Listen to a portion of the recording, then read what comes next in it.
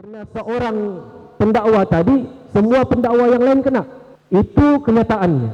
Jadi Al-Fadhil Ustaz, bagaimanakah seorang da'i ini untuk mendepani segala kecaman dan gosip yang ada pada zaman milenial kita sekarang?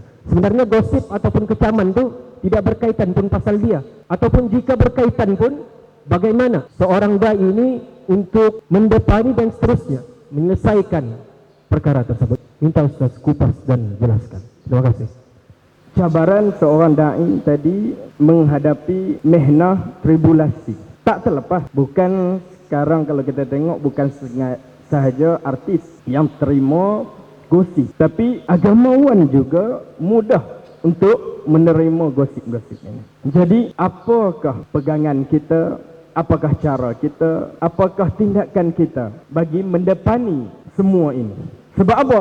Kenapa boleh terjadi? Kenapa ada timbulnya gosip? Kenapa ada timbulnya caci maki, kutuk kepada agamawan ini? Kenapa? Kerana yang tadi itu teknologi di hujung jari. Mudah sangat dah. Mudah sangat untuk mengata. Kita ni ramai sangat dah yang dipanggil keyboard warrior. Berani di skrin tapi tidak berani di layar nyata. Duduk di belakang je tulis, apalah Ustaz Ikwan malam ni bajet handsome lah tu, nak bagi sama baju dengan Bro Firdaus Wong. Kami nampak Bro Firdaus Wong je. Ustaz Ikwan jangan perasan sangat lah. Hashtag nama ikon situ, gadis suci abad 2020. Nama sendiri tak tulis pun, kan? Nama sendiri tak tulis pun, tak berani pun. Tapi keyboardnya bukan main. Apabila jari itu memetik, menekan keyboard, bagaikan air mengalir dari puncak gunung Kinabalu. Amboi, kan hashtag dia, status dia tu. Zaman sekarang, maka seorang da'i, apa pegangan, apa bekalan kita, apa senjata kita nak mempertahankan diri? Seandainya kita di jalan yang benar, insya-Allah Allah akan bantu kita. Tapi kalau kita sendiri yang melakukan kesalahan, moga-moga kita minta juga Allah lindungi kita.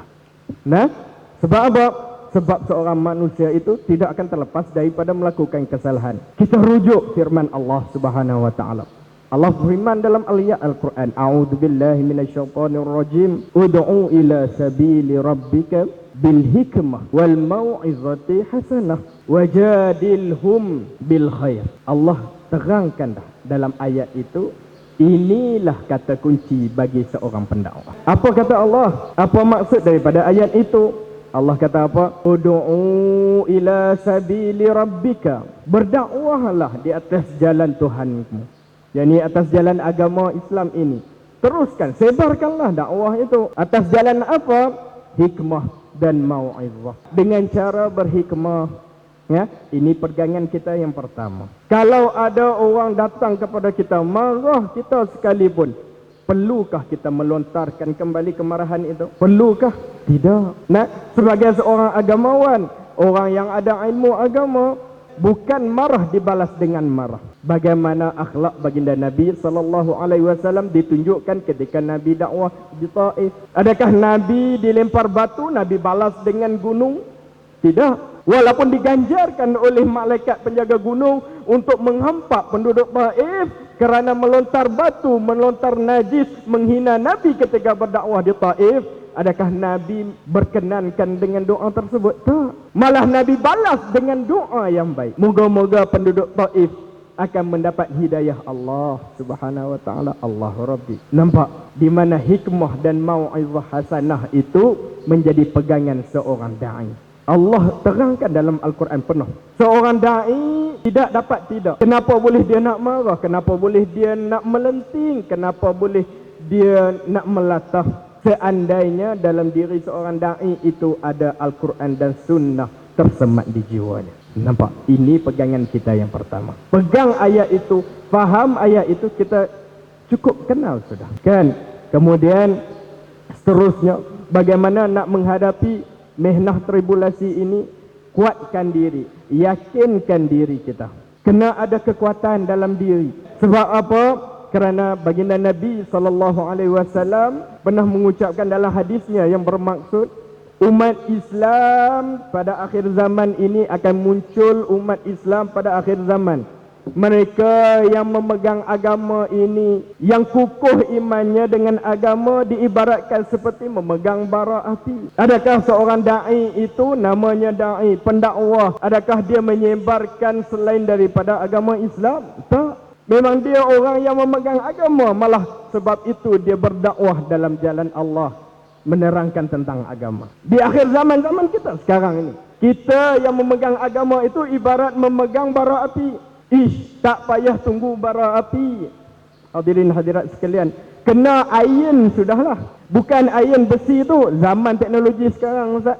Iron apa, Philip tu, yang steam tu, letak 15 minit ke boleh masak pula. Iklan tu boleh masak steamboat lagi.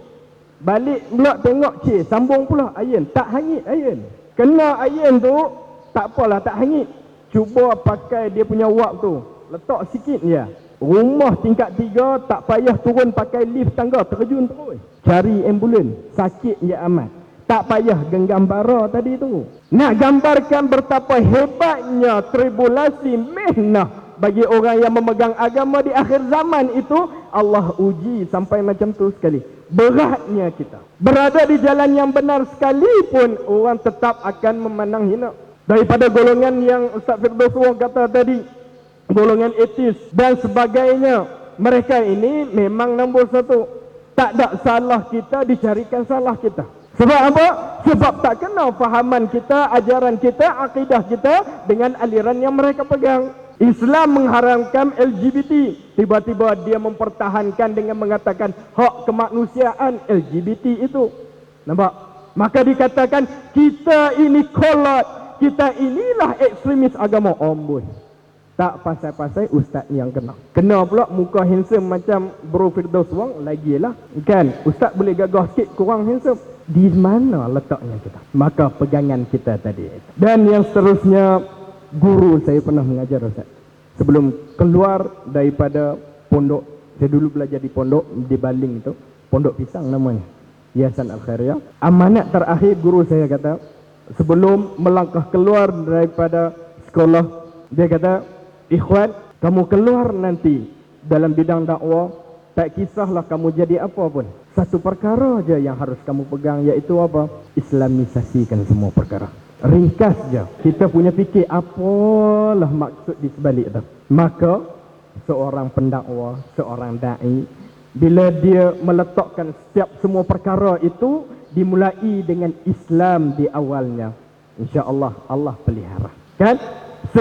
Pedih mana, sesakit mana dia dalam bidang dakwah, dicemuh sekalipun, difitnah sekalipun, seandainya ada Islam dalam diri dia, niscaya bantuan Allah akan berpihak kepadanya. Itulah, sebagai seorang pendakwah, janganlah sekali-kali kita rasa lemah bila sekali kita diuji. Kadang-kadang bahasa kita ini nampak menyakitkan bagi orang yang tidak boleh berpegang, tidak boleh mengikut ajaran Islam yang sebenarnya. Maka kata-kata kita ini tidak boleh memenuhi kehendak nafsu mereka, maka kita akan jadi pesalah di mata mereka. Tapi percayalah, seandainya Islam dalam genggaman kita, Islam di hati kita, datanglah tribulasi macam mana sekalipun, ujian macam mana sekalipun, fitnah macam mana sekalipun, kita akan mampu hadapinya. Dan yang terakhir tadi, diulang semula, ambillah baginda Nabi SAW sebagai kita punya idola, kita punya qudwah hasanah kita dalam bidang dakwah. Tak ada lagi di atas muka bumi ini para anbiya yang diutuskan Allah itu, hebat dakwah mereka, hebat jugalah ujian yang Allah turunkan. Kalau takkan muncul gelaran ulul azmi kepada para anbiya kita. Nak dibandingkan ulul azmi, ujian yang dibandingkan yang Allah turunkan kepada para nabi dengan ujian kita umat Nabi sekarang ini, besar manalah sangat ujian kita. Pernah lagi tak setakat ni tiba-tiba orang letak dalam Facebook kita, maki kita, ustaz tolonglah ustaz, cakap tu biarlah bahasa Sabah sikit, duduk kat Sabah 2 tahun dah, takkan tak boleh cakap Sabah lagi, kan? Tiba-tiba keluar seketul batu dari skrin, melantun kat kepala kita, adakah? Kokok lah lepas ni ada 3G punya ustaz kan, Tiba-tiba keluar batu kena, rasa sakit, bengkak kepala ustaz masa baca mesej tu. Allah, batu keluar sekali. Ada tak? Tak. Tak ada lagi kita diuji macam tu. Setakat dengan kata-kata kesat tadi tu aja. Maka seorang dai, kesabaran kita punya qudwah hasanah tak lain tak bukan baginda Nabi sallallahu alaihi wasallam itu sendiri. Jadi peganglah kita dalam berdakwah hikmah tadi itu. Seandainya pengucapan kita pengucapan yang penuh berhikmah, Nabi ajar kita sebarkan mawaddah, sebarkan muhibbah di antara kita. Dalam dakwah asas yang pertama adalah hikmah, muhibbah, bukan caci maki, bukan kata mengata. Maka itulah seorang dai yang mampu hadapi mihnah, tribulasi, fitnah pada akhir zaman ini. Wallahu a'lam.